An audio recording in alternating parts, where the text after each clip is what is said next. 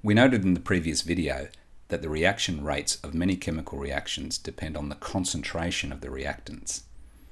In this video, we look at the relationship between concentration and rate in more detail and introduce the concept of rate laws.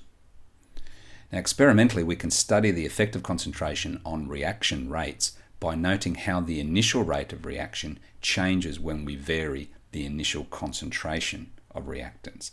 So as an example, let's look at the gas phase reaction of the production of chloral fluoride, ClO2F, from the reaction between elemental fluorine and chlorine dioxide. We can show a plot of concentration versus time for both the reactants and the products, which will show that as the reactant concentrations of F2 and ClO2 decrease, so the concentration of chloral fluoride increases. And for a given set of starting concentration of reactants, we can measure the initial rate. And the initial rate is taken as the instantaneous rate at time t equals 0 and is measured as the slope of the initial part of this curve. So this table shows some real experimentally derived rate data for this particular reaction, where we can see that 6 different experiments were carried out, and in each experiment the initial rate was determined and reported in the units of molarity per second. There were 6 different starting concentration of reactants, and we can see that in the first 3 experiments the concentration of fluorine was kept constant at 0.1 molar, while the concentration of ClO2 was changed from 0.1 molar up to 0.3 molar. And we can see that as the concentration of ClO2 was doubled by comparing experiments 1 and 2, that the rate of reaction was also doubled. And when the concentration of ClO2 was tripled by comparing experiments 1 and 3, the rate of reaction also tripled. So this suggests that the rate of reaction is linearly proportional to the concentration of ClO2, and we can represent that using this mathematical relationship. Now, in the last 3 experiments, we can see that the concentration of ClO2 was kept constant at 0.1 molar, while the concentration of fluorine was changed from 0.1 molar up to 0.3 molar. And this time, by comparing experiments 4 and 5, we can see that as the concentration of fluorine was doubled, the rate of reaction again doubled. And by comparing experiments 4 and 6, we can see that as the concentration of fluorine was tripled, the rate of reaction again tripled. And this again suggests that the rate of reaction is also linearly proportional to the concentration of F2. And again, we can represent that mathematically. Combining both observations, we can say that the rate of reaction is proportional to the concentration of fluorine times the concentration of chlorine dioxide. And we can make this proportionality an equality by including a proportionality constant K. And this expression is a specific example of what we call a rate law. And a rate law is an expression that relates the rate of a chemical reaction to the concentration of the reactants. And for a reaction of the general form A plus B goes to C plus D, the rate law will take the form of rate equals K, the rate constant, times the concentration of A raised to some power m, times the concentration of B raised to some power n, remembering that A and B are the reactants in this generalized chemical reaction. The exponent m is referred to as the reaction order with respect to reactant A, and the exponent n is referred to as the reaction order with respect to reactant B. The overall reaction order is given by the sum of the individual reaction orders, m plus n. So in the rate law that we have just experimentally determined on the previous slide, the exponents for F2 and ClO2 were both 1, and typically we don't explicitly write the number 1 in rate laws in these exponents. Now we're going to examine these exponents in rate laws in more detail in just a moment. I said a moment ago that the K, the constant, is known as the rate constant, and the value of K is constant for a particular reaction at a particular temperature. And we're going to investigate the effects of temperature on rate constants in subsequent videos. For now, the magnitude of the rate constant can be determined by rearranging the rate law and substituting in appropriate experimental data that contains the concentration of each reactant as well as the rate of reaction under those conditions. So, for example, we can substitute the data for experiment 1, where we see that the initial rate in experiment 1 was 1.2 by 10 to the minus 3 molarity per second, and that the individual concentrations for fluorine and chlorine dioxide were both 0.1 molar. Plugging those numbers into the calculator, we can get a value for the rate constant as being 0.12 molarity to the minus 1 seconds to the minus 1. Or we can express those units slightly differently and say that the value for the rate constant is 0.12 litres per mole per second. Now, it's really important to note that rate laws must be experimentally determined, and you cannot simply write down a rate law from a balanced chemical equations. We must determine the rate law from experimental data using the type of approach we've just used now. For the general chemical reaction, A plus B goes to C plus D. As we've seen, the rate law can be written down as the rate equals the rate constant K times the concentration of the reactant A raised to the power of M times the concentration of the reactant B raised to the power of N. And the rate, the exponents in that M and N are called the reaction orders. For the specific rate law associated with this reaction, the exponents M and N take on the value 1, and we don't write that 1 explicitly. The terminology we use is to say that in this particular reaction, the reaction is first order in fluorine, or we say it's first order with respect to fluorine. We say that it's also first order with respect to chlorine dioxide, or first order in chlorine dioxide, and both of these are the individual reaction orders. The overall reaction order is the sum of those individual exponents, and in this case the overall reaction order is second order overall, 1 plus 1 equals 2, giving you the overall reaction order from the sum of the individual reaction orders.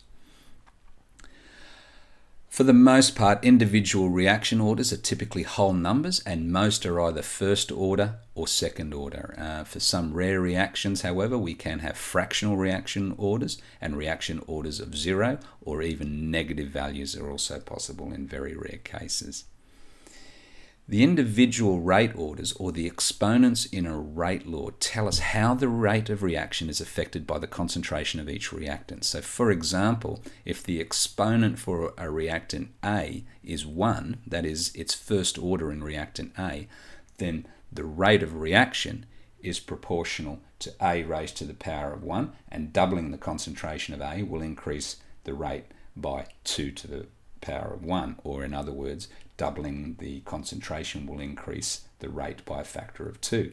Tripling the concentration increases the rate by 3 to the power of 1, or by a factor of 3. If, however, the reactant is second order with respect to reactant A, then the rate is proportional to the concentration of A squared. In this case, doubling the concentration of A increases the rate by 2 squared, or doubling the concentration increases the rate by a factor of 4. Tripling the concentration of A increases the rate by 3 squared, or, in other words, tripling the concentration of A increases the rate by a factor of 9.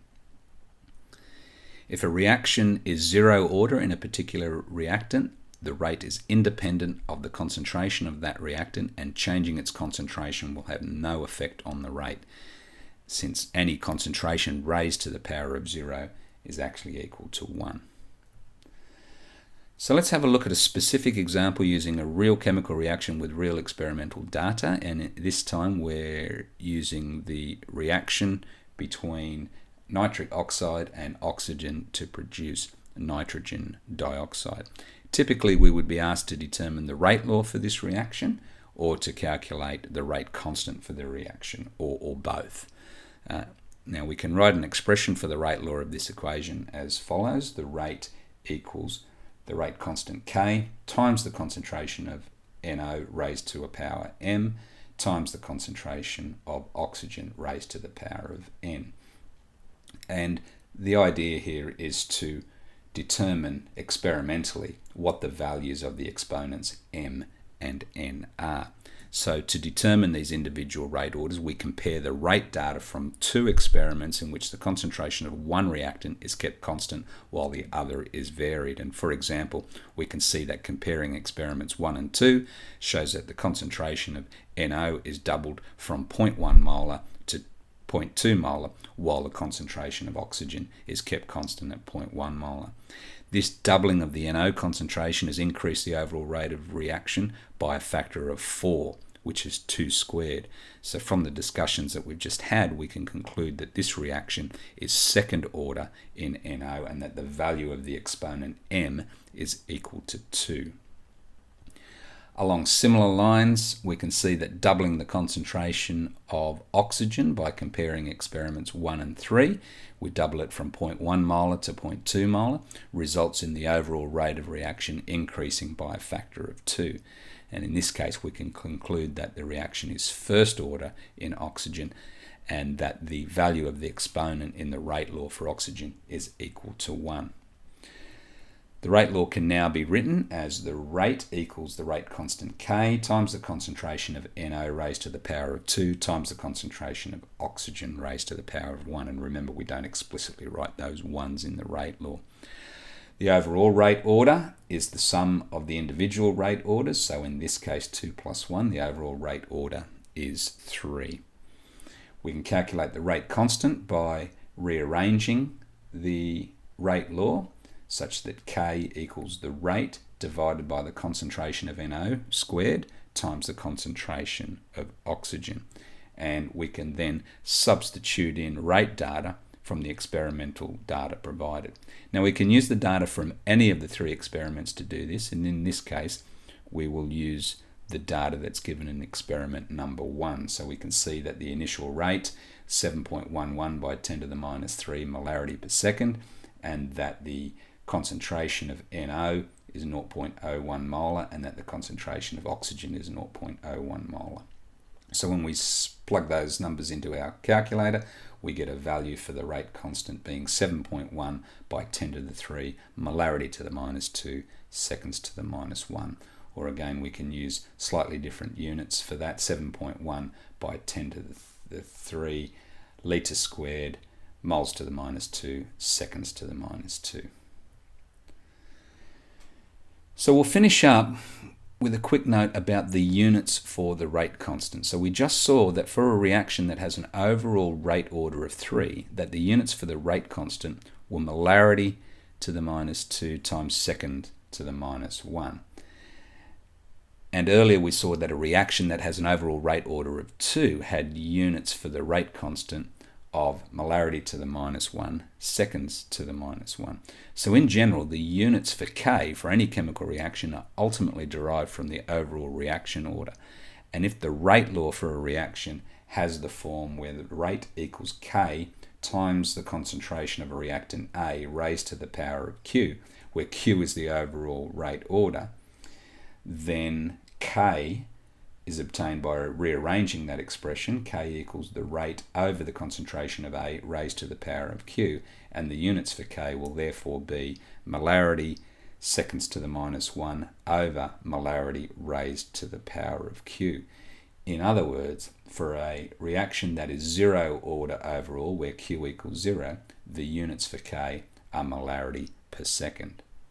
For a reaction that is first order overall, where Q equals 1 overall, the units for K are just seconds to the minus 1. For a reaction that is second order overall, where Q equals 2, the units for K are molarity to the minus 1, second to the minus 1. And finally, for a reaction that is third order overall, the units for K are molarity to the minus 2, seconds to the minus 2. The final thing to note here is that if you know the units for K, you know the overall order of reaction. So for example, If the units for K were seconds to the minus 1, then you would know immediately that the overall order of reaction is first order. And this can be very useful in working through problems in chemical kinetics.